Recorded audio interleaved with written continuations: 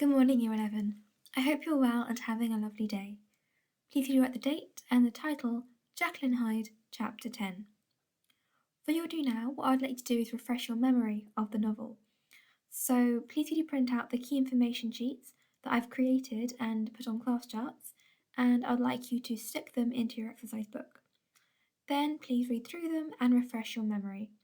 You may want to highlight certain parts. If you don't have a printer, please read through the information on your device. So I'm going to give you about 10 minutes in order to do that now. So please pause the video.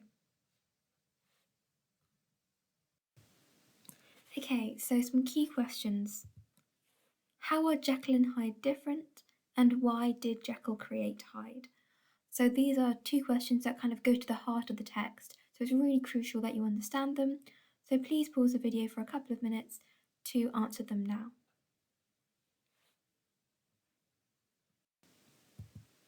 Okay, so in terms of their differences, Hyde is younger, lighter, happier in body. He is shorter, less robust, and less developed. People are physically repulsed by Hyde, whereas Jekyll is more serious and older. And this, of course, derives from the fact that Jekyll is meant to represent the good within humanity, the side that we're allowed to show, the civilized side, whereas Hyde represents the evil side, the de-evolved, animalistic side of us that we have to keep restrained within us. Of course, thinking about context, nowadays there's much more that's allowed socially, so it's not the same extent of restraint that had to be exercised in the Victorian times, but there still is, of course, the need to restrain the animalistic, bestial instincts that we all do have, the darker side that Stevenson wrote about. In terms of why Jekyll created Hyde, he did it to escape from the crushing expectations of Victorian society, and so he didn't feel so torn between the two opposing aspects of his identity.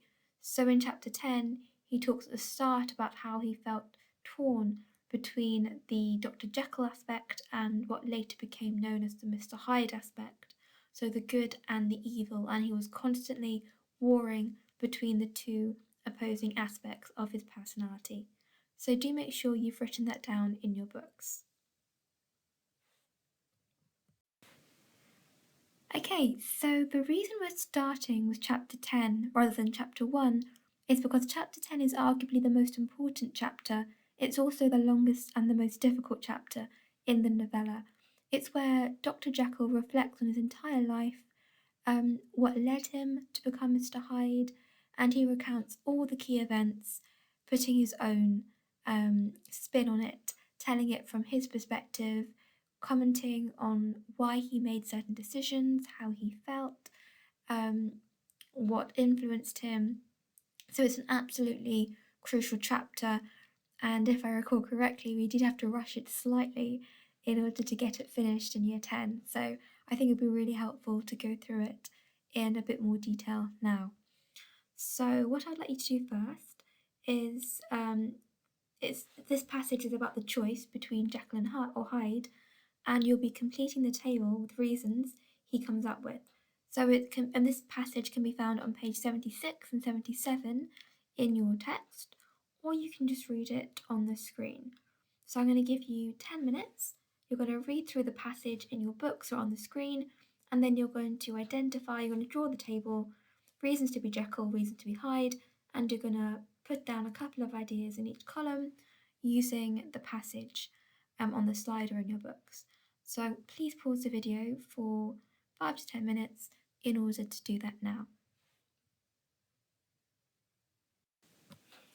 Okay, so in terms of his reasons to be Jekyll, Jekyll is sensitive. He is constantly surrounded by friends such as Mr. Utterson, and he has honest hopes. He's an honest man, and he's a better man morally. He helps people. He's a doctor. He is well respected and liked by the people around him. In terms of his reasons to be Hyde, Hyde is indifferent to Jekyll, so he won't be conscious of what he has lost, whereas you can contrast that with Dr. Jekyll, who is always thinking about Hyde and longing to be him. Hyde doesn't think about Jekyll, or if he does, he thinks about him like a jail. He has no fond memories of Jekyll's life. Also, a key reason Hyde is free, he can do what he wants, when he wants. He doesn't have to worry. I always think about it a bit like Princess Jasmine from Aladdin when she dresses up like a pauper so she can escape the crushing expectations of being a princess. A bit of a strange analogy, perhaps, but I think of Mr. Hyde a bit like that. He's trying to escape, even though he's so well respected and seems to have it all. The expectations are really crushing and he feels trapped, a bit like Princess Jasmine from Aladdin. So that's why he becomes Mr. Hyde, or one of the reasons. So he doesn't have that sense of obligation and the need to present himself in a certain way at all times. There's also the youth. So Dr. Jekyll is a more elderly gentleman, whereas Mr. Hyde is a young man. And finally, he's able to indulge in secret pleasures. So, linking back to the context, Victorian gentlemen had to present themselves in a very particular manner. Again, you can contrast it with nowadays. There's certain things you can and can't do, of course, but back in the Victorian era, if you were a gentleman, the expectations were extremely austere, extremely strict, and Dr. Jekyll, wanted to escape from them and indulge the pleasures that he'd always thought about. So here is a key passage. But time began at last to obliterate the freshness of my alarm. The praises of conscience began to grow into a thing of course. I began to be tortured with throes and longings, as of Hyde struggling after freedom. But at last, in an hour of moral weakness, I once again compounded and swallowed the transforming draught. I do not suppose that, when a drunkard reasons with himself upon his vice, he is once out of 500 times affected by the dangers that he runs through his brutish physical insensibility. Neither had I, long as I had considered my position, made enough allowance for the complete moral insensibility and insensate readiness to evil, which were the leading characteristics of Edward Hyde. Yet it was by these that I was punished. So what he's saying there is at the beginning he was acutely aware of just how dangerous and immoral his transformations were. So in the same way that an alcoholic, the first few times they overindulge in alcohol, might feel acutely aware, might feel really strongly about how dangerous it is what they're doing and have these intense feelings of concern and anxiety and worry about the future, the more they indulge in the alcohol, the less the worry they feel. So it would be the same with any addiction, heroin addiction, even smoking. At the beginning, you would probably feel really anxious about what could happen, but then you become desensitized to the dangers, to the concerns that you initially had, simply by virtue of the fact that you're doing it time and time again. So you wouldn't be feeling the same intense anxiety that you felt at the start because you've become desensitized. So that's what is being talked about here. And so as time goes on, he stops feeling so worried about becoming Edward Hyde. Okay, and so this next passage, what I would like you to do is consider how is Hyde different after Jekyll's abstinence. So if you abstain from something, that means you don't do something. So as you recall, after the murder of Carew, Jekyll got really frightened about the power of Hyde and stopped becoming him for a long time, went back to religion, became well known for his philanthropy, for his good works for humanity, and then afterwards, when he became Hyde again, as it says here, the devil that had long been caged came out roaring. So you're reflecting, based on the passage, how is he different after that period of abstinence, after he kind of kept Mr. Hyde within him for a considerable period of time. So pause the video, you can read it from the screen or from page 78 in your books, and I'd like you to make notes answering the question on the slide. So pause the video for a couple of minutes and do that now.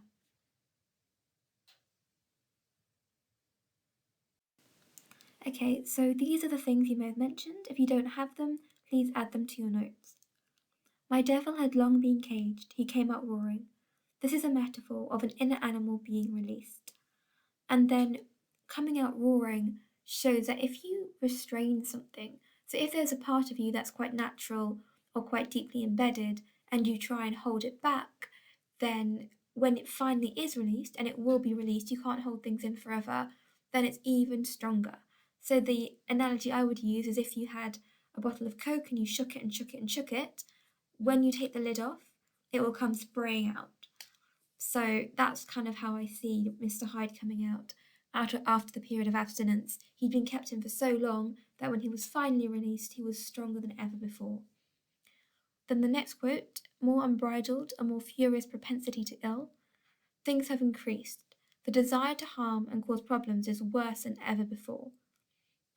So throughout the novella, we see Mr. Hyde growing in strength significantly. So the start is the trampling of the young girl. It's a quite horrific act, but relatively minor if you consider then the murder of Carew and what he goes on to do afterwards. Then he no longer has control or balancing instincts, which leads to the murder of Carew, which he explains was not justified. He's impatient, seems to have lost control, and been taken over by the devil. Instantly, the spirit of hell awoke in me enraged. He realizes that he is now done for and is a wanted man. This was his last opportunity for wildness, so do make sure you've noted that down. Okay, so on page 81, we've got a key event, the transformation of Dr. Jekyll into Mr. Hyde in public. So remember, in the Victorian era, the public and the private sphere were significantly differentiated. So you had a complete and inseparable, irrevocable divide between the two spheres. Whereas nowadays, definitely you could, if you're making a contextual point, you can contrast the Victorian era and that separation with today's society, where social media is increasingly blurring the spheres of private and public life. So think about the kind of things people post on social media, everything about their relationships, um, in all states of undress, in private areas of their home, whereas in the Victorian era, that would be unheard of. So that's, remember, context is anything that's not within the novel, so any outside knowledge. So I think it's always very interesting when answers I read talk about both the context at the time and sometimes even drop in how it's different from modern day society. So let's read through this. Began to be aware of a change in the temper of my thoughts, a greater boldness, a contempt of danger, a solution of the bonds of obligation. I looked down. My clothes hung formlessly on my shrunken limbs. The hand that lay on my knee was corded and hairy. I was once more Edward Hyde. So this is really significant because it stems from his vanity. This is when he's in, I think, the park, he's outside, and he's thinking about how good he's become and how he's so much better than other people and how he was before. And actually that triggers his transformation, this vain glory, this idea, this almost arrogant idea that he's better than other people. So that indicates that even when we think we're better than others, we've kind of overcome the darkness within us, it's always just there lurking inside us. We can never entirely absolve ourselves of the darkness that lives within everybody. And remember, shrunken limbs, the fact that Mr. Hyde is smaller represents the fact that he's less evolved. Also could signify the fact that Dr. Jekyll is the kind of version that has been going on for so long. Mr. Hyde is relatively new, like a child. He's born of this darkness that has been hidden, so he's new to the world in the way a baby or a child is. So both of those are reasons that Mr. Hyde is presented as smaller than Dr. Jekyll. Okay, so here we have a structural change from first to third person. This passage can be found on pages 82 to 83, or you could just read it on the screen. So what I'd like you to do is take about 10 minutes, 5 to 10 minutes, read through the passage, explore what this shift tells the reader. So pause the video for 5 to 10 minutes to do this now. Okay, so could you please add this to your notes if you didn't get it? It starts by referring to Hyde as a creature, his inner animal. It shows the distinct separation between the personalities and Jekyll's desperation to keep control. He, I say, I cannot say I. So he doesn't want to associate with Mr. Hyde. And that's so significant because at the beginning, Mr. Hyde represented everything he wanted to be, everything he wanted from life, and he was so exhilarated to become him. But now he doesn't even want to be associated with him, providing an insight into his understanding that Mr. Hyde is the epitome of evil. You've also got the third person description suggesting the same revulsion that others have experienced. That child of hell had nothing human. Nothing lived in him but fear and hatred. So, child of hell is a reference to the devil. Nothing human links to the many phrases throughout that describe Mr. Hyde in a supernatural way, and repetition of nothing emphasizes just how inhuman and monstrous Mr. Hyde really is. So make sure you've put that in your notes. And finally, final days. What can you work out about how each of the personalities is feeling at this time? So you can read pages 84 to 85, or you can read it from the slide. What I'd like you to do is complete the table. So copy out the table with the two headings, and then use the passage to fill it out. And I want to give you 5 to 10 minutes to do this, so please pause the video now. Okay, so Jekyll's feelings in the final days. He hates Hyde, thinks of him as something hellish. Horrified, he is knit to Hyde, so he's connected to him, and they can't be separated. He feels sick at the thought of Hyde, pities Hyde for being dependent on Jekyll, and he's desperate for the drug needed to sustain him. So we can contrast that with Hyde's feelings. He grows stronger as Jekyll grows sicker. He fights through when Jekyll is sleeping. He is terrified he'll be sentenced to death. He is writing blasphemies on Jekyll's books and destroying important items. And he loves life and wants to stay alive in whatever way. So please do make sure you've made a note of that. And that brings us to the end of today's lesson. Thank you very much for your hard work. Hopefully you're now fully refreshed as to your memories of Jekyll and Hyde. I'm going to put your homework for literature on a different notice on class charts, and I'd like you to upload it. It's just going to be learning your quotes from Key Moments 1 and 2, and actually I won't ask you to upload it, you just need to learn them. And I'm going to trust you're going to do that because, as you may have seen from the letter that was sent out today, the core exams are going ahead, and as we've now moved to centre assessed grades, so teacher assessments instead of your exams in the summer, I want you to treat these exams in March, the ones coming up after half term, as if they're your real exams. And I know that's quite scary perhaps, a bit daunting because you thought you'd have longer, but realistically, we've got your core exams and we've got your tri-weeklies, and that's what we're going to have to go on. So I know it's a lot of pressure, but you do need to treat these like they're going to be your real exams, because that's all we've got. But the upside, the benefit of this, is that we will also take into account your tri-weeklies, so it almost spreads out the pressure. So instead of just having the really big exam and you could have a bad day, you've got the core exams and the mock exams. Oh, they'll now be more significant, maybe not called mocks anymore, but you've got the big exams, but you've also got the tri-weeklies. So that spreads out the assessment a bit, which should make it a bit easier and compensate you a little bit for the uncertainty. So please do make sure you're learning your quotes. Really, really important that you keep going.